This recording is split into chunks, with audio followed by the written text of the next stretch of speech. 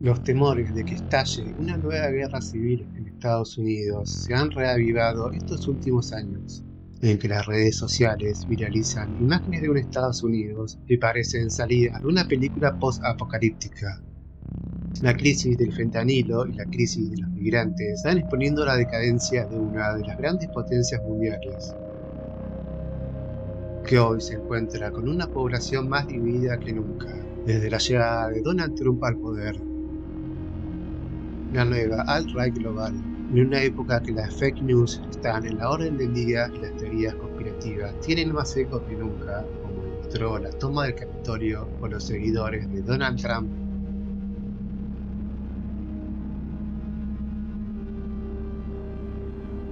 Alex Garland se hace eco de estos temores en su última película Civil War, donde nos presenta un Estados Unidos asolado por una guerra civil, la cual vemos a través de los ojos de Kirsten Dunst, quien encarna a una fotoperiodista de guerra que junto a su equipo deberá cruzar los Estados Unidos hasta Washington para entrevistar al presidente antes de que lo encuentren las fuerzas rebeldes. Pero Garland no fue el primero en imaginarse este futuro distópico. A finales de los años 90, Joe Dante se adelantó con la película La Segunda Guerra Civil para la cadena de televisión HBO, una comedia satírica en la que una crisis migratoria pone a los Estados Unidos al borde de una nueva guerra civil.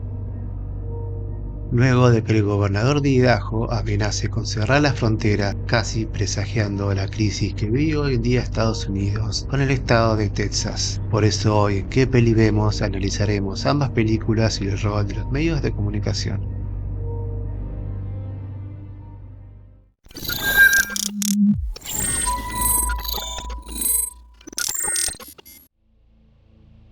Si bien ambas películas tratan la idea de que estalle una nueva guerra civil en Estados Unidos y la cuentan desde el punto de vista del periodismo, el tono de ambas películas es totalmente opuesto. Garland nos presenta una película más cruda y violenta, que desde el mismo comienzo ya quiere mostrar cuál va a ser la tónica del film, presentándonos al presidente de los Estados Unidos ensayando un discurso de victoria, mientras paralelamente el montaje nos muestra escenas de los enfrentamientos entre las fuerzas militares y las facciones disidentes al gobierno, comandadas por Texas, California y la Alianza de Florida, presentándonos ya de movida cuáles van a ser los bandos, aunque nunca se termina de explicar cuál fue el evento que disparó a la rebelión del pueblo estadounidense. Se habla de un presidente fascista que fue reelegido por tercer mandato, el cual está prohibida por la Constitución norteamericana, pero nunca se le da mucha importancia al debate político, sino más bien a las consecuencias de este conflicto.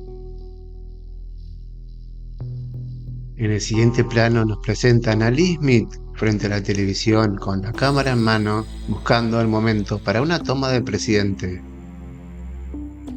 Mientras de fondo se ven explosiones en la ciudad y un reflejo del mapa de Estados Unidos temblando sobre el vidrio, como una metáfora de lo que está por venir. El caos se apoderó de la ciudad y Lee Smith junto a Joel se dirigen a una manifestación. La gente está furiosa y la reacción de la policía no se hará esperar. Esta escena servirá para presentarnos también a Jessie, una chica que aspira a ser reportera gráfica de guerra. Lee Smith la socorrerá y le dará unos consejos de su experiencia. Cuando parecía que ya había calmarse la situación, un atentado de bomba suicida estalla en medio de la manifestación. Pero gracias a los reflejos de Lee Smith logran salir ilesas. Aprovecha la situación para sacar a relucir su profesionalismo como fotoreportera. Y Jessie la seguirá para más adelante sumarse al equipo y viajar a Washington a entrevistar al presidente. Aunque Lee Smith no está del todo de acuerdo con la inclusión de Jessie al equipo. El viaje será toda una odisea por el lado más oscuro de América. En su primera parada en una estación de servicio serán testigos de cómo la violencia se está esparciendo de forma aterradora, al presenciar cómo torturan y matan a personas acusadas de ser saqueadores. Nada va a ser igual después de esto.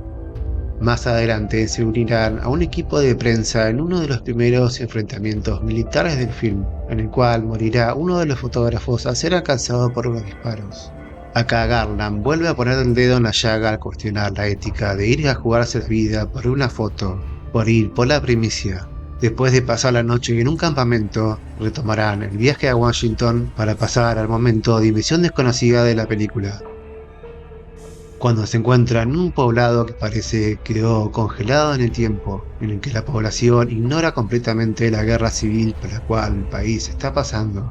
Lee comienza a ver el potencial de Jesse como fotoperiodista, mientras Jesse está cada día más insensible y se expone cada vez más al peligro, que no tardará en llegar. Primero, al cruzarse con una pelea entre dos francotiradores, de los cuales nunca podrán deducir de cuál bando pertenece cada uno. Luego, Joel se encontrará en la ruta con unos viejos amigos, que llevará a una de las escenas más aterradoras de la película, protagonizada por Jesse Plemons, quien interpreta a un soldado ultranacionalista que junto a una milicia se encargan de matar a toda persona que no sea estadounidense, hasta que son salvados por Sammy, que muere por culpa de las heridas.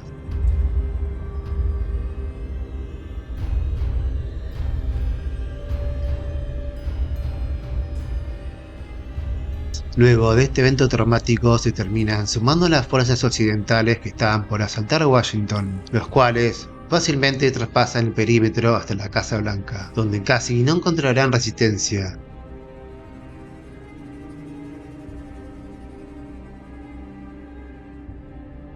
Pero en uno de los enfrentamientos finales, Lee morirá salvando a Jesse, que irónicamente sacará la foto de su muerte. Al entrar en el salón oval encuentran al presidente a punto de ser ejecutado. Pero Joel los detiene logrando conseguir una última cita y Jesse la foto de su ejecución.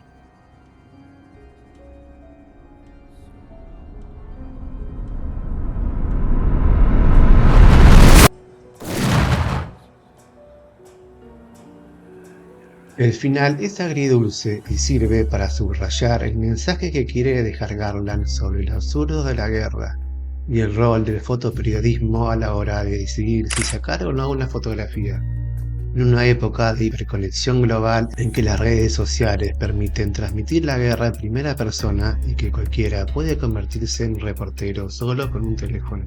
Pero si Garland se preocupa por las consecuencias de este enfrentamiento, Joe Dante en su película La Segunda Guerra Civil plantea los conflictos que pueden llevar a Estados Unidos al comienzo de una nueva crisis interna, haciendo un retrato satírico de los medios de comunicación, la política y de cómo todo es una especie de reality show donde lo que vende son las apariencias, con un estilo cámara en mano que le da un toque documental muy adelantado a su época, caminando por la delgada línea entre el realismo y lo cinematográfico. El film comienza 38 días después de que la India tiró una bomba atómica en Pakistán, y una organización decide hacer planes para llevar a los huérfanos refugiados a Idaho, pero el gobernador Jim Farley decide cerrar la frontera y enfrentarse con el presidente. Irónicamente, Jim Farley, el gobernador, tiene una fight con una periodista mexicana del medio Newsnet.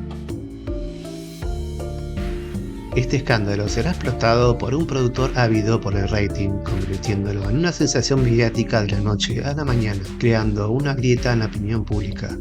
En contraparte está el personaje de James Earl Jones, un periodista honesto que todavía cree en la profesión. Otro punto interesante en la película es el papel de los asesores de imagen, en una de las primeras intervenciones de Jack Buchan, quien le sugiere al presidente que lo importante no es hacer algo sino parecerlo, aunque en realidad no se esté haciendo nada. Qué profético, ¿no? Y todavía no existían las redes sociales. El asesor es uno de los personajes más influyentes de la película, que maneja las decisiones del presidente que varían según a qué grupo étnico quiera caer bien en búsqueda de votos. Por eso, más adelante decide darle un ultimátum al gobernador de 72 horas para que vuelva a abrir la frontera, que luego pasarán a ser 67 horas y media para que no interrumpa la despedida de una de las estrellas de una famosa telenovela. Jim recibe el apoyo de sus seguidores en lo que podría ser una escena actual de los seguidores de Donald Trump.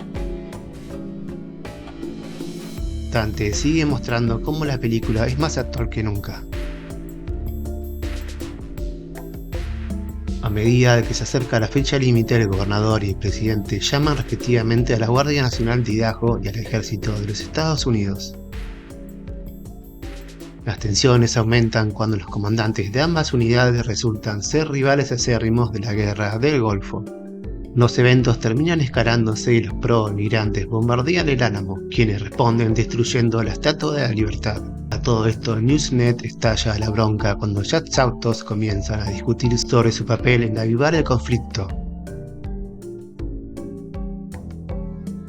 Mientras en el ejército de Estados Unidos estalla un motín que al ser televisado deviene más motines por todo el país. El gobernador Farley se entera de que Cristina está embarazada, pero ya es demasiado tarde para retroceder. El presidente decide invadir Idaho dando inicio a la Segunda Guerra Civil, después de que su asesor confundiese la palabra secesión con sucesión. Mientras que Farley decide renunciar y empezar una nueva vida junto a Cristina.